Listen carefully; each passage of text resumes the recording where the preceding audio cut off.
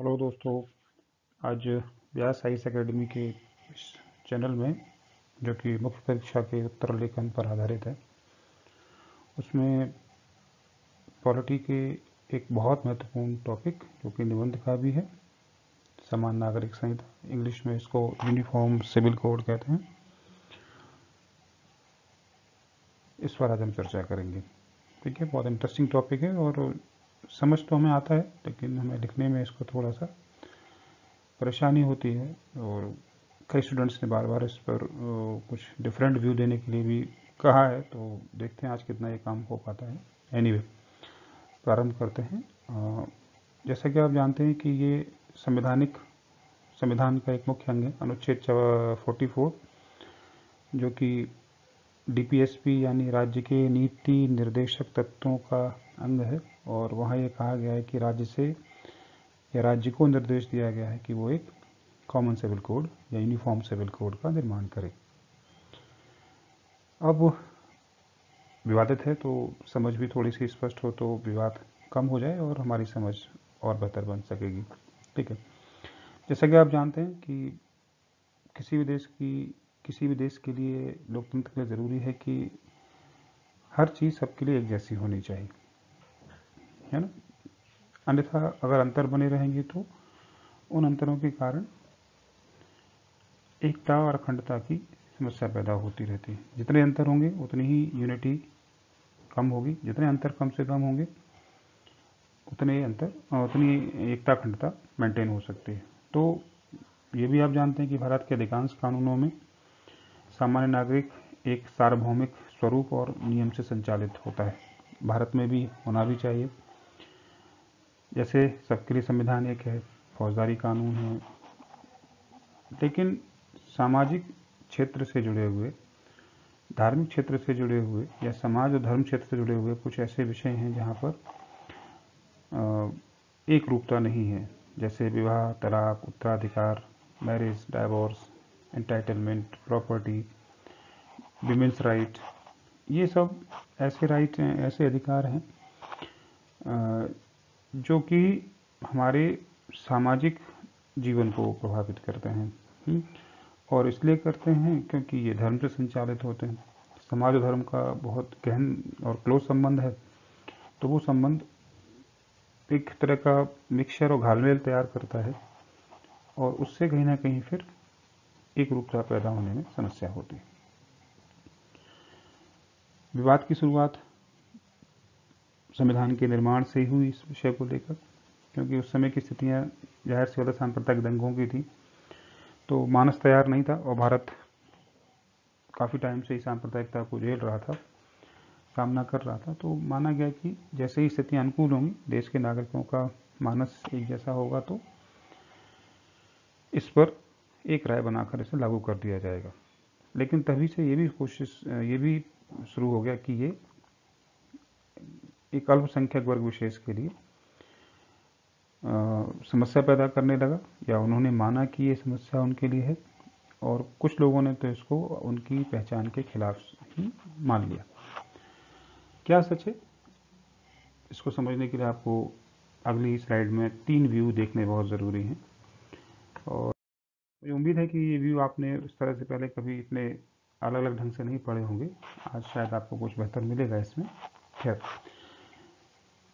कि एक पक्ष तो ये कहता है कि जो पहला पक्ष है कि यूसीसी होना बहुत ज़रूरी है, इसके बिना एकता अखंडता पैदा नहीं होगी, पंथ निरपेक्षता नहीं आ पाएगी। जैसा कि मैंने शुरुआत में मैंने कहा, मैं भी इस बात को मानता हूँ कि अंतर अगर बने रहे तो बहुत मुश्किल है। पंथ निरपेक्षता के लिए बहुत ज़रूरी है, क्योंकि अगर राज्य का कोई धर्म नहीं है तो निश्चित रूप से फिर धार्मिक स्तर पर भी समानता होनी चाहिए, जिससे कि सामाजिक अधिकार पैदा होते हैं। तो माना गया कि इसमें एक देश एक विधान का नारा है। कट्टर राष्ट्रवादी इसको आधार बनाकर चलते हैं, राष्ट्रवाद की पहचान मानते हैं इसे। तो ये व्यू मानता है कि अगर अंतर कम कर रहे हैं तो हमें यूसीसी को लाना होगा। ठीक है, इसकी तुलना में दूसरा व्यू देखिए, जो ये मानता है कि अगर यूसीसी आती है तो भारत की जो विविधता है, धार्मिक जातीय पहचान है, वो खत्म हो जाएगी। तो जाहिर सी बात है कि ये जो दूसरा वर्ग है उसके सामने समस्या है इस बात की, तो वो मानता है कि ये उनकी पहचान के लिए खतरा पैदा करता है। और इसकी शुरुआत तब से, मतलब शुरुआत से ही देखें तो मैंने एग्जाम्पल के लिए लिया भी है, संविधान सभा के कुछ सदस्य थे, मोहम्मद इस्माइल, महमूद बेग, हुसैन इमाम, इन सब ने, और तब से लेकर आज तक ये व्यू पैदा हुआ है कि ये एक वर्ग विशेष के लिए समस्या पैदा करने वाला है। लेकिन उनके तर्क भी सामान्य तर्क नहीं है, अच्छे तर्क हैं। और ये वर्ग ये कहता है कि जहाँ संविधान सबको समानता देता है, वही संविधान आर्टिकल 25 में, 14 में, 15 में धर्म के आधार पर लोगों को अपने अभिव्यक्ति का अधिकार देता है। तो बिल्कुल ठीक है, प्रथम दृष्टया लगता है कि ये मत भी बहुत तार्किक है। अनुच्छेद 25 को सबसे आधार बनाया जाता है, लेकिन अगर आप देखें कि ये स्थिति आगे चलकर अगर शाहबानो केस में भी अगर आप देखेंगे तो वहाँ भी ये चीज़ दिखाई देती है कि सर्वोच्च न्यायालय ने शाहबानो केस में कहा कि एक मुस्लिम महिला भी गुजारा भत्ते का अधिकार है, तो वहाँ भी ये वर्ग सामने आ जाता है और कहता है कि ये धार्मिक मामला है, न्यायालय इससे दूर रहे तो बेहतर है। ठीक है, और उसके बाद की कहानी आप जानते हैं। तीसरा व्यू और कुछ लोगों का है जो 1985 यानी शाहबानो के केस के बाद ही मुकर हुआ, और ये संभवतः किताबों में सामान्य चर्चा में नहीं रहता ये पक्ष, लेकिन आप अगर रखेंगे अपने आंसर में तो ये बहुत अच्छी चीज़ मानी जाएगी आपके लिए। और यहाँ जो स्त्री अधिकारवादी हैं, जिनको फेमिनिस्टिक कहा जाता है, उन्होंने इसको अपने ढंग से देखने की कोशिश की है। और अच्छी बात तो मैं नहीं कहूँगा, लेकिन हाँ एक जागरूकता की स्थिति है कि ये जो लैंगिक न्याय का पक्ष, मतलब यूसीसी को किससे जोड़ा गया है, इस पक्ष ने लैंगिक न्याय यानी जेंडर जस्टिस से जोड़ा है, और माना है कि अगर यूसीसी आता है तो एक जो महिलाएं धर्म के आधार पर अपने अधिकारों, सामाजिक और धार्मिक संवैधानिक अधिकारों से वंचित हो जाती हैं, उनको इससे निजात मिलेगी। यानी यूसीसी अगर आता है तो उनका फायदा होगा, लाभ होगा। इसमें एक संस्था बड़ी महत्वपूर्ण थी उस समय के हिसाब से, Awaaz Niswaan, women research and action groups, ऐसे कई संगठन थे। और संयोग नहीं है, ये जागरूकता है कि ये मुस्लिम संगठन थे, मुस्लिम महिलाओं के संगठन थे, जिन्होंने शाहबानो केस के बाद यूसीसी का समर्थन इस आधार पर किया कि उनके अधिकारों की भी सुनवाई होनी चाहिए, उनके अधिकार भी इससे प्राप्त हो जाएंगे। ठीक है, अब हमारे पास 3 मत हैं, होना चाहिए, नहीं होना चाहिए, और एक मत कहता है कि फिर होना चाहिए। यानी कुल मिलाकर 2 मत कहते हैं कि होना चाहिए और एक मत कहता है कि इससे समस्या पैदा होगी। वो ये तो नहीं कहते कि नहीं होना चाहिए, लेकिन वो मानते हैं कि इससे समस्या पैदा होगी। ठीक है, तो इन तर्कों को इन मतों को अब हम संविधान सभा के सदस्यों से ही सुनते हैं कि उनका क्या मानना था। जो पहला पक्ष है उसके समर्थन में अंबेडकर स्वयं हैं, के मुंशी हैं, ए कृष्णा स्वामी हैं। इन्होंने लॉजिक देकर इसको स्पष्ट किया कि क्यों होना चाहिए। कहा कि जहां संविधान आर्टिकल 25 कहता है, वहीं निर्देश राज्य को दिया गया है कि समाज कल्याण और सुधार के लिए अगर कोई बाधा पैदा करता है तो आर्टिकल 25 बाधा नहीं बनेगा। तो उन्होंने कहा कि समाज, अगर इस यूसीसी आती है तो समाज सुधार और कल्याण होगा, और इसलिए 19 और 25 को बाधा नहीं आना चाहिए। ठीक है, लेकिन ये बात उन्होंने ऐसे ही नहीं कही, तर्क देकर कहा। पहला तर्क उन्होंने कहा कि मुस्लिम शरीयत कानून में समय के हिसाब से कई सारे हस्तक्षेप सुधार किए गए हैं, तो इसलिए अगर ये भी हो जाता है तो ये मुस्लिमों की पहचान पर कोई संकट खड़ा नहीं करेगा, क्योंकि ऐसा पहले भी होता रहा है। क्योंकि हम भी जानते हैं कि शरीयत के जितने भी कानून हैं, हर किसी की व्याख्या अपनी अपनी है, एक मत वहाँ भी नहीं है, तो संभव है कि सुधार हो जाए या संशोधन हो जाए। अगली चीज़ बहुत अच्छी तार्किक है, ये भी संभवतः आपको नहीं मिलेगी। तो मुंशी कहते हैं कि इस्लाम में भी कई सारे पंथ हैं अन्य धर्मों की तरह, और पंथ का संबंध सामाजिक विषयों से नहीं होना चाहिए। बहुत अच्छा तर्क है। सामाजिक विषय मतलब उत्तराधिकार जैसे विषय, महिलाओं के अधिकार जैसे विषय। तो शरीयत में जो लिखा गया है वो पंथ का विषय है, ना कि इस्लाम का विषय है।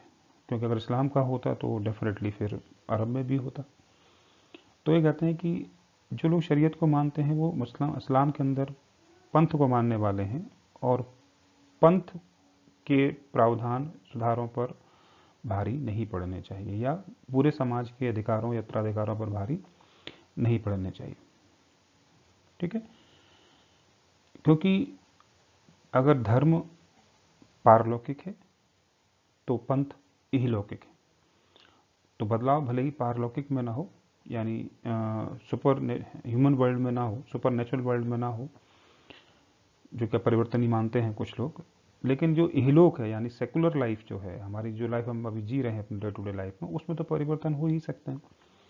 तो मुंशी का मानना यह है कि यूसीसी के जो प्रावधान है उससे मुसलमानों के या किसी अल्पसंख्यक वर्ग के जो धार्मिक मान्यता है उस पर कोई फर्क नहीं पड़ेगा। जिस जीवन पर फर्क पड़ेगा उसका संविधान से कोई विरोध नहीं है और इस्लाम से भी कोई विरोध नहीं, इसलिए परिवर्तन हो जाना चाहिए। इसी बात को अब डॉक्टर अंबेडकर के शब्दों में कहते हैं कि भारत में धर्म का महत्व क्या है। वो कहते हैं भारत धर्म तो जन्म से मृत्यु तक चलता है, और आप भी जानते हैं सब कुछ धर्म से डिसाइड होता है सामान्यतः हमारे यहाँ। तो यदि राज्य ये मान ले कि व्यक्ति के जीवन में धर्म जन्म से लेकर मृत्यु व मृत्यु के बाद तक अगर सरवाइव करेगा और वही सर्वोपरि है, तो फिर तो सुधारों की सारी गुंजाइश खत्म हो जाएगी। कहते हैं कि ऐसा होना नहीं चाहिए, तार्किक है, व्यवहारिक है। ऐसा नहीं होना चाहिए कि हर चीज़ धर्म से डिसाइड होगी। सुधार जरूरी है, इसलिए धर्म को वहाँ से या तो अपने आप को मॉडिफाई करना होगा या हटना होगा, जो आवश्यक है उसके अनुरूप। उन्होंने ये भी कहा कि यूसीसी को लोगों ने सेकुलरिज्म से जोड़ दिया है, और सेकुलरिज्म संविधान की चूंकि मूल भावना है, तो ऐसा लगता है कि अगर हम धर्म में को हस्तक्षेप करेंगे तो सेकुलर राज्य की अवधारणा प्रभावित हो जाएगी। उन्होंने कहा बिल्कुल ऐसा नहीं है। हम हर धर्म की आड़ में किए गए हर कार्य को सेकुलर राज्य की मूल भावना के खिलाफ नहीं मान सकते, ये संभव नहीं हो सकता। प्लस उन्होंने ये भी कहा कि मुस्लिम निजी कानून है ना, इनमें अब परिवर्तनशीलता नहीं है, हर देश ने इनको अपने अपने हिसाब से मॉडिफाई किया है, इसलिए इन्हें भारत में भी मॉडिफाई कर लेना चाहिए। अंततः दोनों, जो तीसरा मत था उसके समर्थन में फिर से मुंशी और अम्बेडकर दोनों खड़े होते हैं, और दोनों मानते हैं कि अनुच्छेद 14-15 लैंगिक समानता के समर्थन में खड़ा है, और यूसीसी लागू होती है तो ही भारत में लैंगिक समानता है। यानी केवल ये मुद्दा धर्म का नहीं है, लैंगिक समानता का भी है। ठीक है, जितना हमने पढ़ा वो सभी बता रहे हैं तर्क कि यूसीसी होनी चाहिए, और खुद सुप्रीम कोर्ट ने शाहबानो केस में कह दिया, और उसमें जज साहब चंद्रचूड़ सिंह थे, उन्होंने बोला कि जो उन्होंने निर्णय दिया है शाहबानो केस में वो किसी निजी विधि का उल्लंघन नहीं है, बल्कि इससे तो राष्ट्रीय एकता अखंडता सहायक होगी, और राज्य इस मामले में सक्षम है, और इसलिए उन्होंने सरकार को कहा कि राज्य को यूसीसी बना देनी चाहिए। ठीक है, फिर यही रिपीटेशन 1995 के सरला मुदगल बाद में हुआ, पूछला सरकार से, लेकिन जैसा कि आप जानते हैं कि भारत में छद्म धर्मनिरपेक्षता भी प्रभावशाली रही है, तो सरकार कुछ नहीं कर पाई। ठीक है, सुप्रीम कोर्ट ने फिर से कह दिया कि विवाह उत्तराधिकार का विषय पारलौकिक सुपर नेचुरल धर्म से जुड़े हुए नहीं हैं, ये डे टू डे लाइफ के सेकुलर यानी इहलौकिक नेचर के हैं, इसलिए इनको इस्लाम का मूल तत्व नहीं मानना चाहिए या किसी धर्म का मूल तत्व नहीं मानना चाहिए। ठीक है, अब विधायक और कार्यपालिका की प्रतिक्रिया देखिए क्या रही। मैं ये तो नहीं कहूँगा कि कोशिशें नहीं हुई, लेकिन ईमानदारी से कोशिश नहीं हुई, कारण आप समझ सकते हैं। ठीक है, चाहे आप कह लीजिए माहौल नहीं बनाया गया या माहौल बनाने की कोशिश भी नहीं की गई। अपने राजनीतिक हित सबने इसमें अपने देखे हैं, तो यूसीसी लागू नहीं हो पाया। पीछे आपने देखा 3 तलाक हलाला जैसे विषय हैं, तो राज्य ने तो या विधायिका ने तो ये कहा कि इसका कॉमन सिविल कोड से कोई संबंध नहीं है ना। लेकिन आप इसका उदाहरण दे सकते हैं कि पिछले कुछ समय से सरकारें क्रमशः एक एक करके धर्म के तो नहीं, लेकिन हाँ यूसीसी में महिलाओं के अधिकारों को उन्होंने जोड़ा है। तो लैंगिक जो समानता है यूसीसी की, वहाँ कम से कम सभी धर्मों के लोगों में समानता आ जाए, इसलिए हलाला जैसी प्रक्रिया को अब अवैधानिक घोषित कर दिया गया है। ठीक है, हम क्या कहें, हमारा मानना ये है, या हम सबका मानना ये होना चाहिए कि यूसीसी आनी चाहिए, लेकिन थोपी हुई नहीं, इम्पोज नहीं होनी चाहिए। जो यूसीसी के माध्यम से अपने एजेंडा को अप्लाई करना चाहते हैं वो भी गलत है, और जो अनावश्यक डर फैला है वो भी गलत है। यानी खुद उस वर्ग को जो इससे थोड़ा सा खौफ खाया हुआ है, उसे अपनी समस्याएं सामने रखकर इसके लिए तैयार अपने आप को करना चाहिए। दूसरी ओर यूसीसी को राष्ट्रवाद या राष्ट्रभक्ति का सर्टिफिकेट नहीं माना जा सकता, जैसा कि कुछ लोग करने की कोशिश करते हैं कि यूसीसी होगा और जो मानेगा वही राष्ट्रवादी होगा, वही सच्चा भारतीय है। मैं बिल्कुल इससे सहमत नहीं हूँ, लेकिन फिर भी दोनों पक्ष अपने अपने आग्रह या मैं कहूँगा दुराग्रह छोड़े एक कॉमन प्लेटफॉर्म तैयार करें। और अब ये उम्मीद मैं विधायिका से तो नहीं करता, इनिशिएशन का शुरुआत तो नहीं होगी वहाँ से, शुरुआत होगी स्वयं अपने तार्किक व्यू से। दोनों ही पक्षों को तार्किक होना होगा, संविधान के प्रति अपनी आस्था को पुष्ट करना होगा और महसूस करना होगा कि ऐसा मुद्दा है कि अगर ये समाप्त हो जाए तो हमारे जो झगड़े हैं, जिसका लाभ कुछ क्षुद्र वर्ग उठा लेते हैं इस अविश्वास का, उससे भी मुक्ति मिलेगी। तो यूसीसी लागू होने से केवल एकता अखंडता नहीं आएगी, बल्कि कुछ लोग जो फायदा उठा ले जाते हैं उनसे भी छूट मिल जाएगी। ठीक है, इतना ही मुझे लगता है इसमें आप पर्याप्त है। अगर आपका अच्छा लगे तो लाइक और सब्सक्राइब करें और अपना फीडबैक भी दें कि इसमें और हम क्या सुधार कर सकते हैं। धन्यवाद। अच्छा, एक चीज़ और, मैंने इसमें इतिहास नहीं बताया है यूसीसी का। इसका मतलब ये नहीं है कि भारत में यूसीसी केवल संविधान के लागू होने के बाद से आई।